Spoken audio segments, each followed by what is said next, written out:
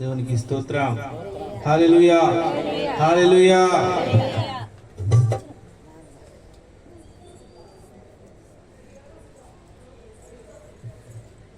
అందరికి వచ్చిన పాట పాడుకుందామండి.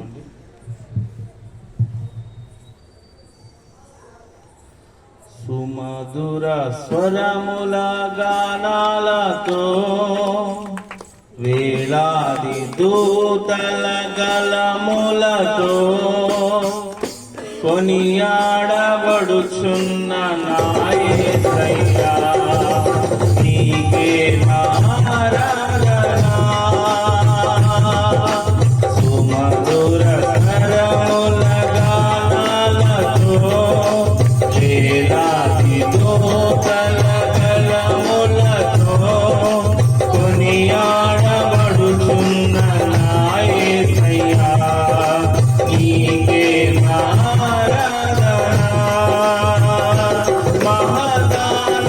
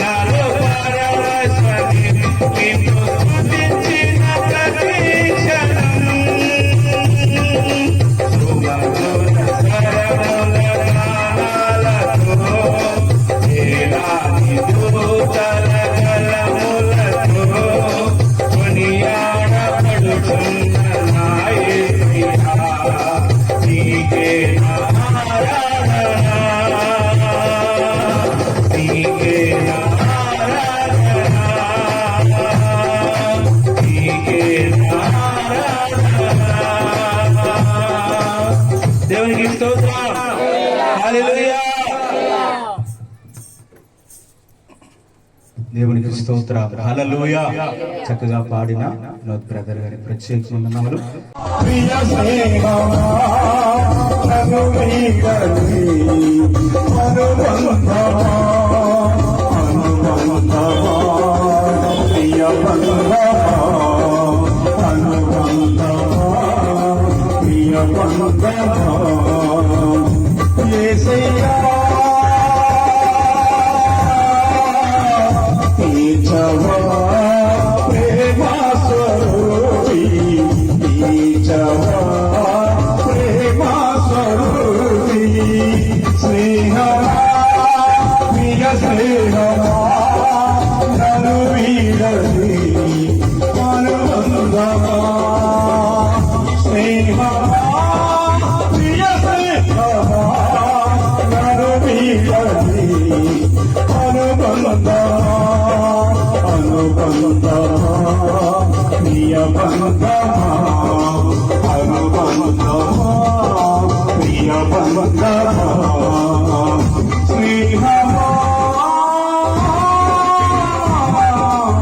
పాడుటకు గుర్రెకు దాచావు భక్తుల పాడుటకు నీవే బలిగా మారావు ఇస్రాయేలు కాపాడుటకు గుర్రెను దాచావు భక్తుల పాడుటకు నీవే బలిగా మారావు నీలాంటి దేవుడు ఎవరయ్యా ఈ జగమందు నీలాంటి దేవుడు లేడయ్యా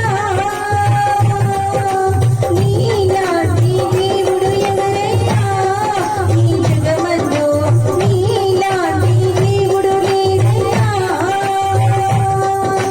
ఆరాధించును నిన్నే ఆరాధించును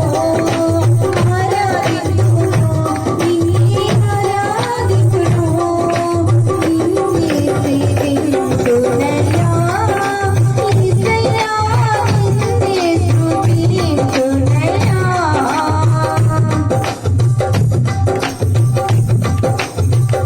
నీకు వెతకపోయినా నన్ను వెతికితివి నీ ప్రేమించకపోయినా నాకు ప్రాణం పెట్టితివి నేను వెతకపోయినా నన్ను వెతికితివి నీ ప్రేమించకపోయినా నాకు ప్రాణం పెట్టితివి నీలాంటి దేవుడు ఎవరయ్యా ఈ జగమందు నీలాంటి దేవుడు లేడయ్యా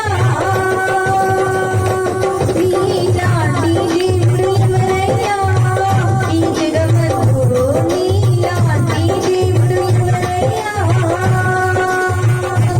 ఆరాధించును నిన్నే ఆరాధించును ఆరాధించును నిన్నే ఆరాధించును నిన్నే స్తుతించునయ్యా యేసయ్యా నిన్నే స్తుతించునయ్యా నిన్నే స్తుతించునయ్యా యేసయ్యా నిన్నే స్తుతించునయ్యా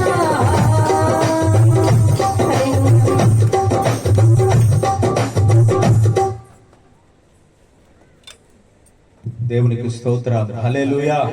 చాలా చక్కగా పాడి దేవుని నామాన్ని మహింపరిచిన ఝాన్సీ సిస్టర్ గారికి ప్రత్యేక వందనాలు.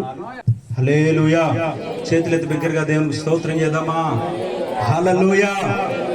మనం సమయాన్ని పోనివ్వకుండా మరి తడువు చేయకుండా ఆరాధనలకు వెళ్దాం. అందరం లేచి నిలబడినట్లయితే ప్రభు యొక్క సన్నిధిలో ఇంతవరకు పాడి మనము స్తుతించాము. మరి నరసరాయపేట నుంచి మన మధ్యకు వచ్చినటువంటి ఎలీషా పాస్టర్ గారు మన ఆరాధనలోకి నడిపించబోతున్నారు కనుక వారు అనేక చోట్ల దేవుని నామం బట్టి వాడబడుతున్న దైవజనులు మన మధ్య ఉండటం సంతోషం. కనుక అందరం లేచి నిలబడదామండి, మౌనంగా ఉండొద్దు. ఇది ఆరాధన చేసుకునే సమయము, ఇది ప్రభువుని మహిమపరుచుకునే సమయం. కనుక ఆరాధన జరుగుతున్నప్పుడు ఆ దేవుణ్ణే మనము స్తుతించాలి. ఇదిగో ఘనకార్యాలు చేస్తున్న దేవుడు, అద్భుత కార్యాలు చేస్తున్న దేవుడు, ఘనమైన కార్యాలు ఎంతవరకు నేటికి చేసిన దేవుడు. ఈ సువార్త ఉజ్జీవ కూడికలో ఆయన కృప నిశ్చయముగా మన మధ్య ఉండగా నోరు తెరిచి ఆయన నామానికి స్తోత్రాలు చెల్లిద్దామా? నోరు తెరిచి ఆయన నామాన్ని గణపరుద్దామా? మనం ఆరాధన చేయబోతుండగా ఆ పరిశుద్ధుడైన దేవుణ్ణి మనం మహింపరచుకోబోతుండగా నోరు తెరిచి ప్రభుకి స్తోత్రాలు చెల్లించుకుందాం, స్తోత్రాలు చెల్లించుకుందాం. Hallelujah, hallelujah, hallelujah, hallelujah. Praise the Lord. దేవునికి స్తోత్రం. హల్లెలూయా, హల్లెలూయా. యేసయ్యా మీకే వందనాలు, వందనాలు, వందనాలు, వందనాలు. తండ్రి నీకు స్తోత్రాలు, స్తోత్రాలు, స్తోత్రాలు. అందరము కూడా నోరు తెరిచి మనము దేవుణ్ణి స్తుతిద్దాం, ఆయన నామాన్ని మహిమపరుద్దాం. మనల్ని తోడుకొచ్చిన దేవుడు, నడిపించిన దేవుడు, కృప చూపిన దేవుడు, బలపరుస్తున్న దేవుడు, మనకి సహాయకుడు, మన బలవంతుడు, సర్వశక్తిమంతుడైన దేవుడి నామానికి మనము నోరు తెరిచి బిగ్గరగా ఆయన నామాన్ని స్తుతిద్దామండి. ఆయన నామానికే మహిమ చెల్లిద్దాం, ఆయన నామానికే స్తోత్రాలు చెల్లిద్దాం. Hallelujah, hallelujah, hallelujah, hallelujah. Thank you Jesus. నీకు వందనాలయ్యా తండ్రి. మీ నామమునికే స్తుతి నాయన, మీ నామానికే ఘనత నాయన, మీ నామానికే ప్రభావమును. ఓ హల్లెలూయా, హల్లెలూయా, హల్లెలూయా. అందరూ కూడా ఆరాధన కొరకు సిద్ధపడదాం. మన హృదయాలను తెరిచి ఆ దేవుని మనము స్తుతిద్దాం.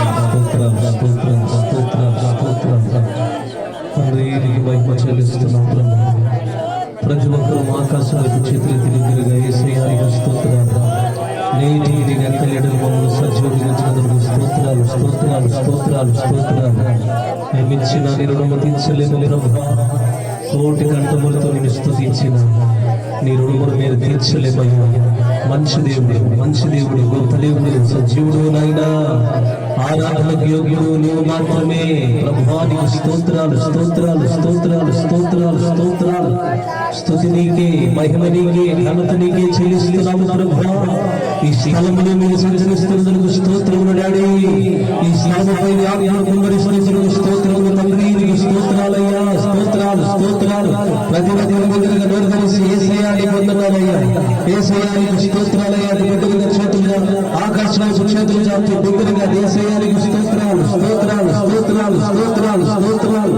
ప్రభువానికి స్తుతి, స్తుతి, స్తుతి, స్తుతి, స్తుతి, స్తుతి. హల్లెలూయా, హల్లెలూయా, హల్లెలూయా, హల్లెలూయా, హల్లెలూయా. సర్వభూమికి రాజైన దేవా,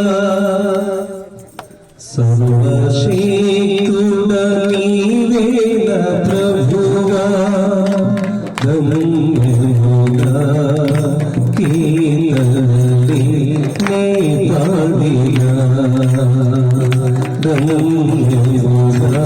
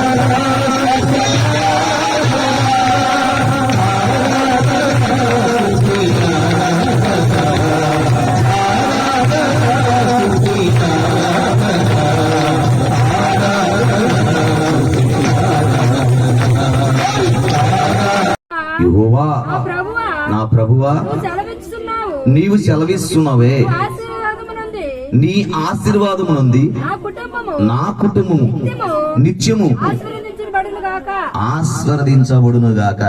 దావీదుకి చాలా ఆస్తులు ఉన్నాయండి. రాజ్యము మరి తిరుగులేని రాజుగా ఉన్నాడు.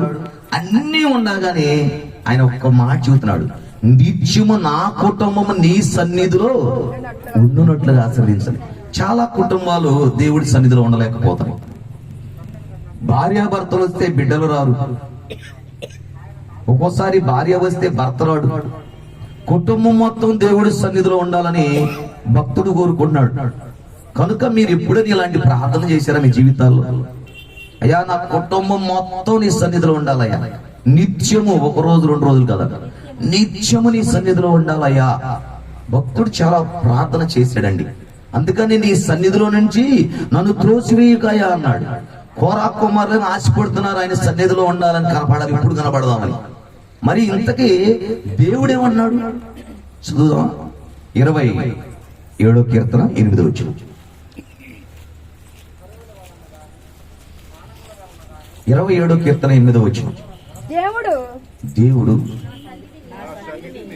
నా సన్నిధిని వెతుకుడని నీవు సెలవీగా, యెహోవా నీ సన్నిధి నేను వెతికిదనని నా హృదయము. దేవుడు అన్నాడు, అరే నా సన్నిధి వెతుకు నువ్వు. దేవుడు అన్నాడు, నా సన్నిధి వెతుకయ్యా. దావీదేన నీ సన్నిధిలో నా కుటుంబం ఉండాలనుకుంటున్నాడు. కోరా కుమారులు ఎప్పుడు కనబడదామని సన్నిధిలో అనుకుంటున్నారు. దేవుడు అంటాడు ఇంకోసారి 105వ కీర్తన 4వ వచనం ఒక్కసారి చదువమ్మా. యెహోవాను 4వ వచనం. యెహోవాను వెతుకుడి, యెహోవాను ఎతుకుడి, ఆయన బలమును వెతుకుడి, ఆయన బలమును ఎతుకుడి, ఆయన సన్నిధిని ఆ. నిత్యమును వెతుకుడి. నిత్యమా అప్పుడప్పుడు నిత్యము ఎతకాలి, చెప్పాలి. నిత్యము ఎతకాలి, అప్పుడప్పుడు ఎదుగుదాం, రోజు ఎదుగుదాం. ఎతకాలి. దేవుడు సన్నిధిని నిత్యము ఎతకమన్నాడండి. ఇక్కడ కోరా కుమారులైనా ఎప్పుడు కనబడదామా అని సన్నిధిని చూస్తున్నారు. భక్తుడైనా నా కుటుంబం మొత్తం నిత్యము నీ సన్నిధిలో ఉండాలని అన్నాడు. నన్ను మటుకు త్రోసివేయగా అన్నాడు. దేవుడైనా నన్ను వెతకండి, నా సన్నిధి వెతకండి, నిత్యం వెతకండి అన్నాడు. అసలు ఆయన సన్నిధిలో ఏముంది? ఈ రాత్రి మనం ఈ మాటలు వింటున్నా. నువ్వు నీ కుటుంబం మొత్తం దేవుడు సన్నిధిలో ఉండాలని నువ్వు కోరుకోవాలి. భక్తుడు కోరుకున్నట్టుగా నువ్వు కోరుకోవాలి. కోరా కుమారులు కోరుకున్నారు, అయ్యా నీ సన్నిధిని ఎప్పుడు కనపడదామా అని అనుకుంటున్నారు. దేవుడే నా సన్నిధి వెతకండి రా బాబు, నిత్యం వెతకండి అన్నాడు. ఎతుకుతాం, ఏముంది నీ సన్నిధిలో? ఈ రాత్రి ప్రశ్న వేసుకుంటే స్పష్టంగా 3 మాటలు ముచ్చటంగా ఈ రాత్రి కాల సమయంలో ఆయన సన్నిధిలో ఏముందో మనం ఇక్కడ తెలుసుకొని ఇక్కడి నుంచి బయలుదేరతాం. ఓకేనా? త్వరగా లేవీకాండం 16వ అధ్యాయము 30వ వచనంలో నేను ఒక మాట చూశాను. లేవీకాండం 16వ అధ్యాయము 30వ వచనం. ఎలయనగా మీరు యెహోవా సన్నిధిని మీ సమస్త పాపముల నుండి పవిత్రులగినట్లు ఆ దినమున మిమ్ము పవిత్రపరచునట్లు మీ నిమిత్తము ప్రాయశ్చిత్తము చేయబడెను. చాలు. ఆయన సన్నిధిలో ఏముందంటే ఇక్కడ చెప్పాలి, పాపము నుండి పవిత్రులగినట్లు, పాపము నుంచి విడిపించబడతాం ఆయన సన్నిధిలో. రాత్రికాల సమయంలో నీ కుటుంబం మొత్తం కూడా ఆయన సన్నిధిలో ఉంటే నువ్వు పరిశుద్ధంగా మార్చబడతావు. ఎందుకు? అక్కడ ప్రాయశ్చిత్తం జరిగిందంట. ఏం జరిగింది చెప్పాలి. ఏం జరిగి ఉంటుంది అక్కడ దేవుడి సన్నిధిలో? అంటే ప్రతి ఘోర పాపమును కడుగును మన యేసయ్య రక్తము, ప్రతి ఘోర పాపమును కడుగును మన యేసయ్య రక్తము. మన కోసం ప్రాయశ్చిత్తం చేశాడండి. చేశాడు కాబట్టి ఆయన అన్నాడు, నువ్వు నిత్యము ఎతుకు నా సన్నిధిలో. నువ్వు పాపం ఎప్పుడు పరిశుద్ధంగా మార్చబడతావు, పవిత్రంగా ఉంటావు. ఆయన సన్నిధిలో పరిశుద్ధత ఉంది. ఏముందంటే ఆయన సన్నిధిలో పరిశుద్ధత ఉంది. అందుకని నేను పరిశుద్ధుడు కనుక మీరు కూడా పరిశుద్ధంగా ఉండే అన్నాడు. కానీ నా ప్రియ బిడ్డలారా జ్ఞాపకం చేసుకుంటే ఈ రాత్రికాల సమయంలో భక్తుడు దేవుడి సన్నిధిలో ఉండడానికి ఒకనొక సమయంలో మందసం తీసుకొచ్చేటప్పుడు ఉందండి, ప్రత్యక్ష గుడారం అండి, నాట్యం వేసుకుంటూ వచ్చాడంట. ఎలా వచ్చాడంట? మనవాళ్ళు రమ్మంటే ఇప్పుడు దేవుడి మందిరానికి బతిమలాడాలి మాయ్, కానీ టైం అవుతుంది. మొత్తంగా పాస్టర్ గారు అంతే అంటాడులే, ఏం వెళ్ళకూడదా? దేవుడి సన్నిధి ఎప్పుడు వెళదామా, ఎప్పుడు కనపడదామా అని ఒక ఆశ ఉండాలండి. ఈరోజు నువ్వు ఆశ లేకపోతే నీకు నిరాశే మిగిలింది. దేవుడి సన్నిధిలో ఆశపడాలి, కన్ఫర్మ్గా ఆశపడాలి. అందుకని నేను మొన్న ఒక ప్రసంగం చెప్పినట్టు చెప్పా. 131వ కీర్తనలో ఉందంటే, సంటి పిల్ల తల్లి దగ్గర సనుపాలు విడిచినట్లు తల్లి దగ్గర నువ్వు అత్తుకో అన్నాడు.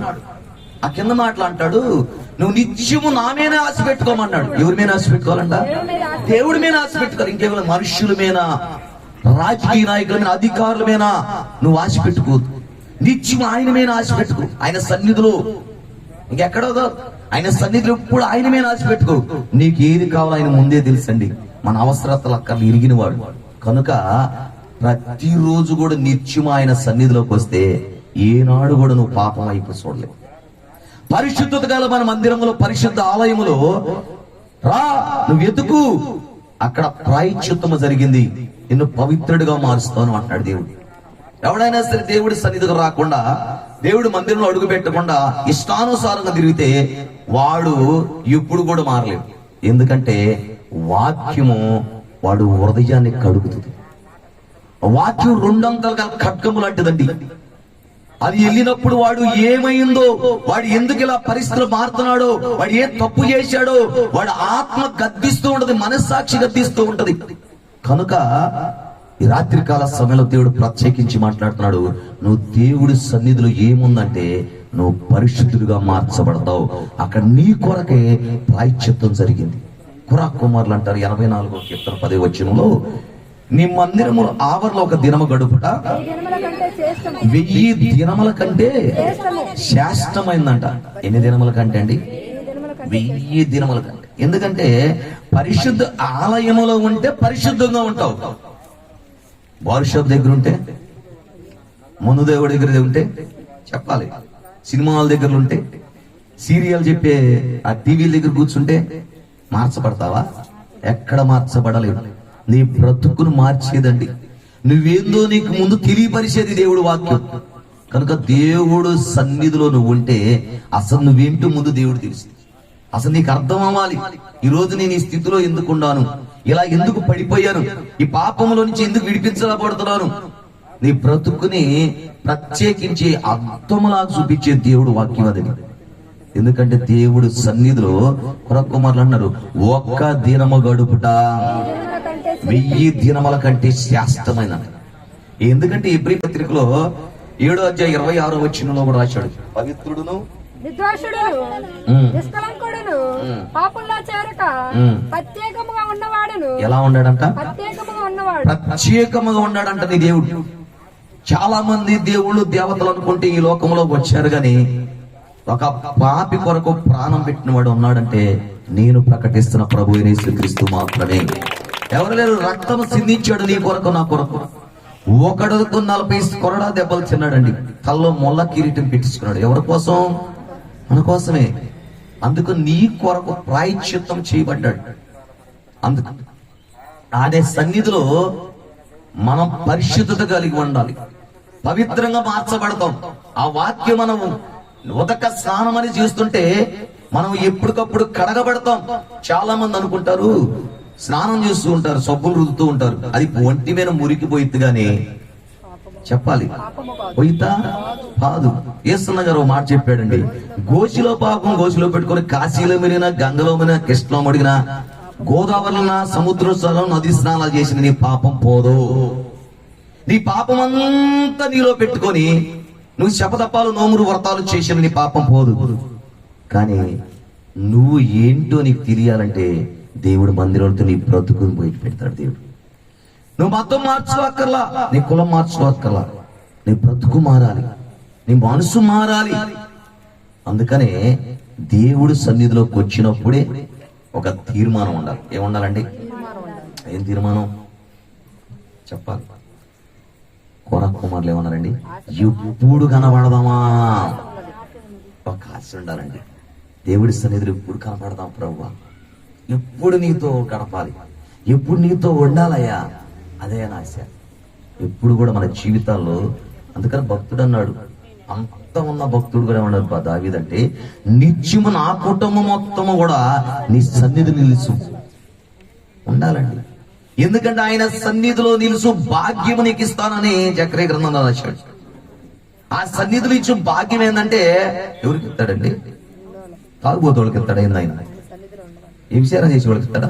ఈడు పరిశుద్ధత కలిగి దేవుడి సన్నిధిలో నువ్వు అడుగు పెడుతుంటే అప్పుడు నువ్వేందు ఆయన బయట పెడతా ఉంటాడు, నీ బ్రతుకును బయట పెడతాడు. సమరయ స్త్రీ బ్రతుకంతా బయట పెట్టినాక వెళ్ళిపోయిందా? ఏం చేసింది? ఊరు మొత్తాన్ని తీసుకొచ్చిందా లేదా? అంతకుముందు ఆమె బతుకుని ఊరు బయట పెట్టిన వాళ్ళు అందరూ ఎంకరేజ్ చేసిన వాళ్ళు ఉన్నారేమో కానీ యేసయ్య దగ్గరకు వచ్చినప్పుడు ముందు నీ బ్రతుకేందో నీకు తెలిసింది కనుక ఆయన సన్నిధులు ఎప్పుడు కనపడదామని ఉండాలి లేదా? కనుక నా ప్రియబిడ్డ జ్ఞాపకం చేసుకుంటే ఒక తీర్మానం, అయ్యా మంచం మీద పడుంటే తప్ప నేను కాళ్ళు చేతులు అన్ని బాగుంటే ప్రతిసారి నీ సన్నిధిలో కనపడతానయ్యా, నా కుటుంబం మొత్తం నీ సన్నిధిలో ఉండాలయ్యా. అర్థమైందా? త్రాగటము, జూదము, ప్యాకాట్లు, కోడి పందాలు ఇలా వాళ్ళ దగ్గర వాళ్ళు సవాసం చేస్తే నువ్వు పరిశుద్ధతకు ఉండవు, నీది ఉన్నది కూడా పోయింది. కనుక దేవుడి సన్నిధిలో ఉన్నప్పుడే నువ్వేంటో దేవుడి నీ విషయంలో బయట పెడుతూ ఉంటే నిజంగా నేను ఒక పాపిని అని నువ్వు గ్రహిస్తాము. ఈ రోజు నువ్వు వస్తున్నారు వెళ్తున్నారు కానీ దేవుడి సన్నిధిలో దేవుడు స్పష్టంగా సేవకుల ద్వారా మాట్లాడుతున్నా ముందు నువ్వు ఒక పాపిని అని గ్రహించలేకపోతున్నావు. నీ బ్రతుకులో నీ ఒక పాపిని, అవునయ్యా నేను పాపం చేశానయ్యా. అందుకనే ఈరోజు నువ్వు నాతో మాట్లాడుతున్నావు. ఈరోజు ఉందా నా ప్రియ బిడ్డలారా? అందుకని యేషుకేలు గ్రంథంలో మాట అన్నాడు. ఏమన్నాడంటే చదువుదాం ఒకసారి 3:10.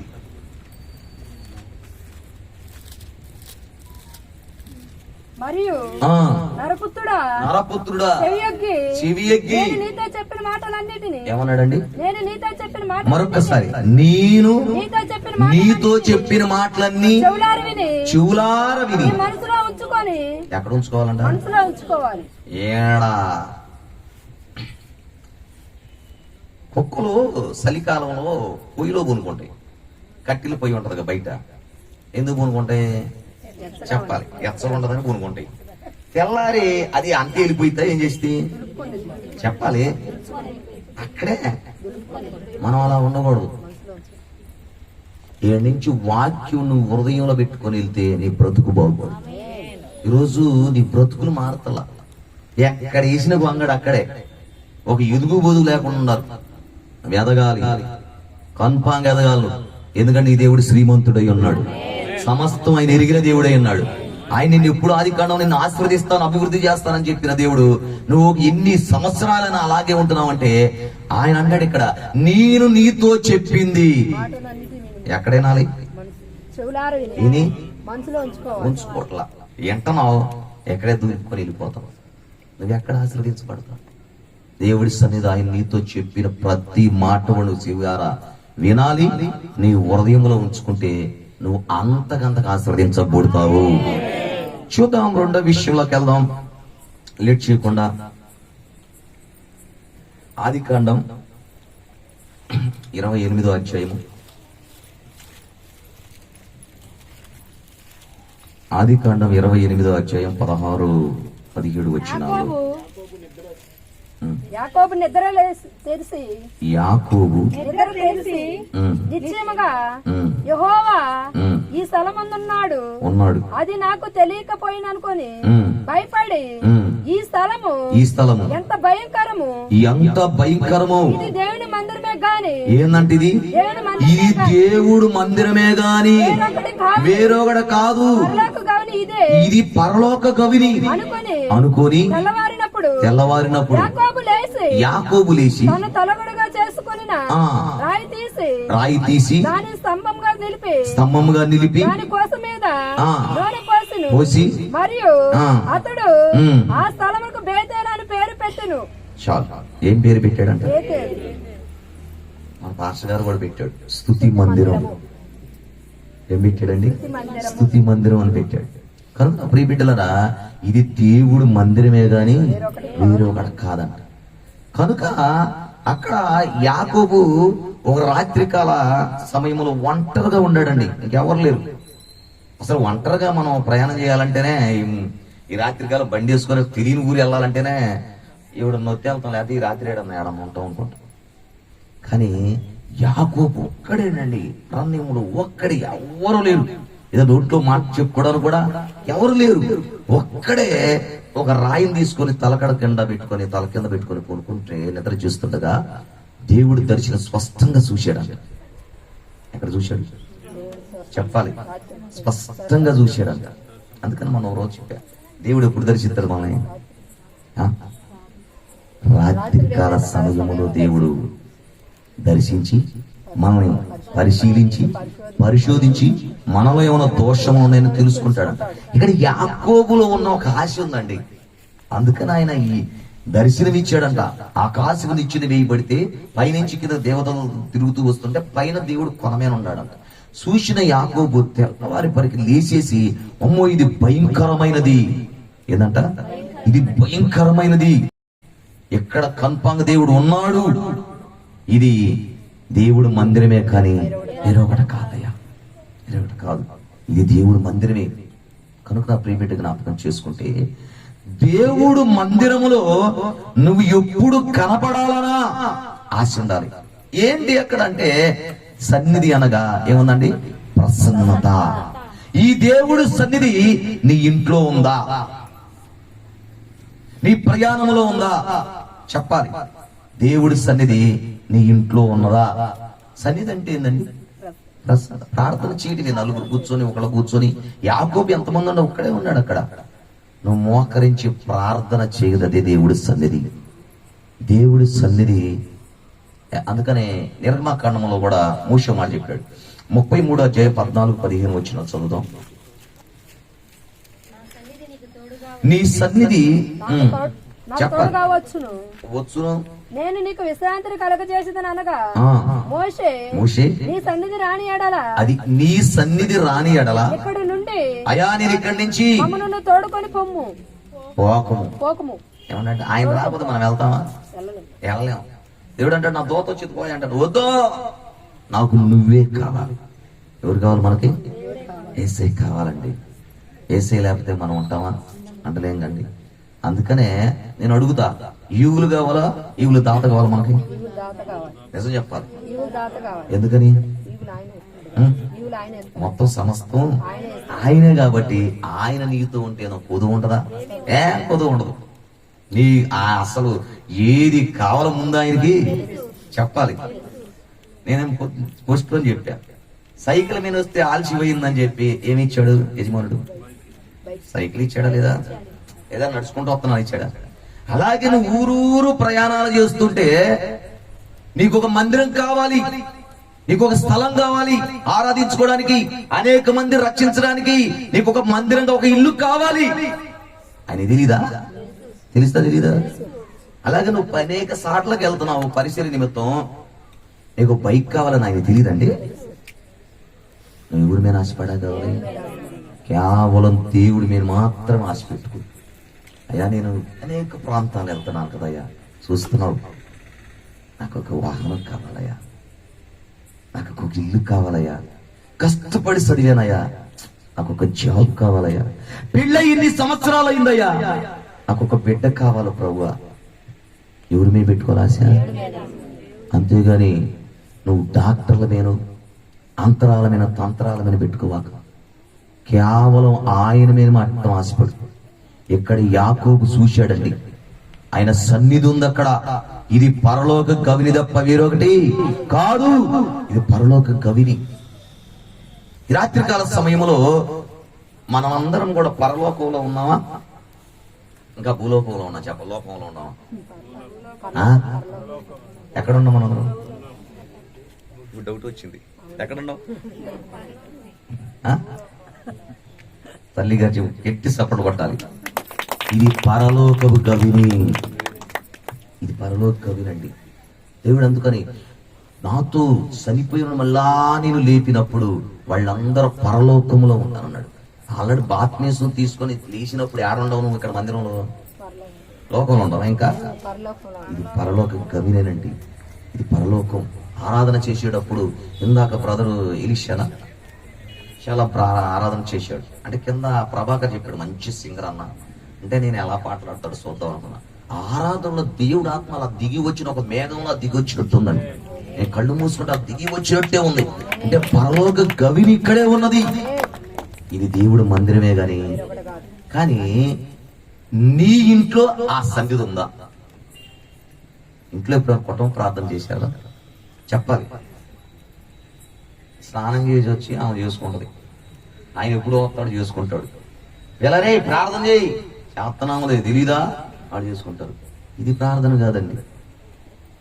మీకు ఇంకో కొద్దిగా అర్థం కావాలంటే ఇంట్లో కొంచెం పప్పు కూడా లేదు, కొంచెం పచ్చడే అన్నం వండుకున్నారు, కొంచెం నెయ్యి కరసి పెట్టుకున్నారు, పిల్లలు వచ్చారు, స్నానం చేశారు, భర్త వచ్చాడు, నలుగురు కూర్చొని తింటే ఎలా ఉంటది? తేప ఒకరు తినేది తింటాం ఉంటాయి.